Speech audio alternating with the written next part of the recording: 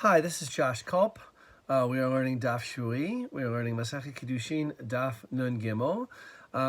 And on the end of the previous page, there was a Mishnah that really is going to take us through the next few dapim. And I just wanted to go back and talk a little bit about that Mishnah and maybe make this daf a little bit, understand where it's coming from a little bit better. I think it's going to be some difficult dapim coming up because these are more obscure concepts.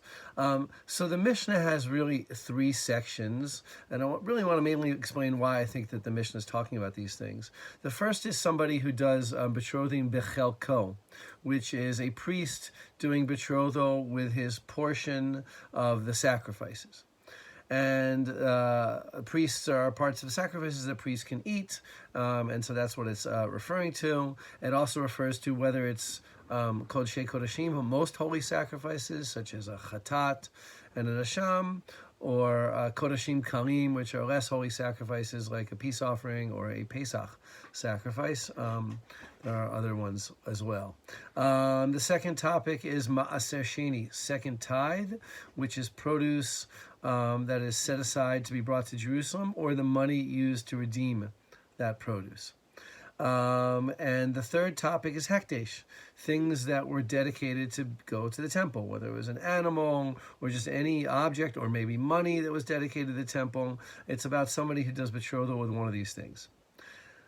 Now you might be asking the question like, well, if there's a Mishnah, then it must be that sometimes, rabbis had to talk about practical problems that they faced. It's always possible that people did hekdesh, did kiddushin with their portions of sacrifices or second tithe or holy items. Now, of course, I can't deny that this is possible, but I really believe that the reason the Mishnah talks about these things almost has nothing to do with betrothal over here. Rabbis love to categorize things. They are intense categorizers. I always tell people that I think that the rabbinic mind is very mathematical. And they really wanted to find the status. In order to betroth somebody, you need to own what you're giving her. The man must own the object. So there are things that clearly I own. My stuff I clearly own. That's not all that interesting to talk about. But there are things that we own that we have obligations to do something with them, or we receive them for certain purposes. For instance, a sacrifice, one could ask, did you receive it to be your money, your mammon, or maybe the priest received it only to be used, only for eating? Maaser Sheni, is it kadosh? Is it holy? Can I use it for any secular purpose I want, such as kiddushin, such as betrothal, or may I only use it for eating inside Jerusalem? Hekdesh, right, doesn't belong to a person. Right, person has holy property in his hand. Let's say I dedicate this pen to the Beit HaMikdash. Now I have to bring the value of the pen. I have to redeem the pen and bring the value to the Beit HaMikdash. Let's say then the coins become holy.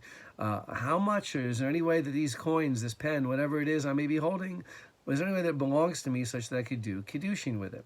That's the thing that mostly Rabbi Yehuda and Rabbi Meir are exploring in this Mishnah.